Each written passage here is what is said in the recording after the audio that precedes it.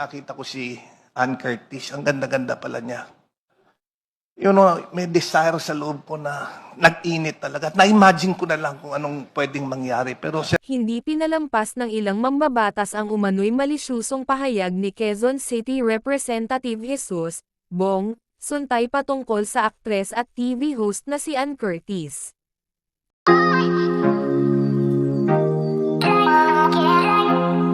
Nagdesisyon ang House Committee on Justice na tanggalin sa record ng impeachment proceeding ang sinabi ni Suntay na, nag-imagine, raw siya nang makita sa isang hotel si Ann Curtis. Ginamit kasi niyang halimbawa ang pag-i-imagine kay Ann nang magsalita siya sa pagtalakay ng komite sa ikatlong impeachment complaint laban kay Vice President Sara Duterte. Aniya, wala raw political destabilization o sedition nang sabihin ni VP Sara Duterte na siya ay isang designated survivor. Alam mo, yung statement being the designated survivor, it's not illegal, it's not criminal. Sa katunayan, ito ay isang proseso sa Estados Unidos. Mere utterance na I'm designating myself, in fact, hindi nga pwede yun, eh. Can you designate yourself without a process? Sinabi lang niya yon, siguro nagpapatawa lang siya, paliwanag ni Suntay. Alam niyo minsan, nakita ko si Ann Curtis, ang ganda-ganda pala niya. You know, may pagnanasa sa loob ko na, nag-init talaga, na-imagine ko na lang kung anong pwedeng mangyari pero syempre hanggang imagination na lang yun. Pero di naman siguro ako pwedeng kasuhan kung ano ang na-imagine ko ang pahayag pa ng kongresista.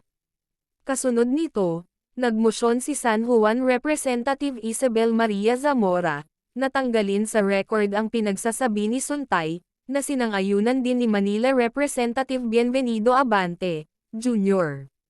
Gusto kong tanggalin iyon sa record. Ani Abante. Sabi naman ni Zamora, with all due respect to my friend Congressman Bong Suntay, it is just the start of the Women's Month, and I don't think that we should be hearing such comments from our dear colleagues. Wala kaming sinisigurado, ngunit ipinapaalala namin sa kanila na sa katunayan, dapat nating suportahan ang kababaihan sa pamamagitan ng hindi pagsasabi ng mga pahayag na ito. At ang mga bagay na tulad nito ay hindi nagbibigay ng kapangyarihan sa kababaihan, paliwanag ni Zamora. Pero nanindigan si Suntay na walang ilegal o immoral sa kanyang pahayag, there is nothing sexual doon sa sinabi ko, nothing immoral. It's just, I said, may na-imagine ako, I think there is nothing wrong.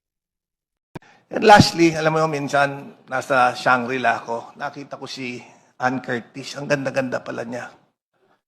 You know, may desire sa loob ko na nag-init talaga. Na-imagine ko na lang kung anong pwedeng mangyari. Pero siyempre, hanggang imagination na lang yon. Pero, di naman siguro ako pwedeng kasuhan dahil kung ano-ano yung na-imagine ko Thank you very much, Madam Chair. Madam Chair. The Honorable Zamora.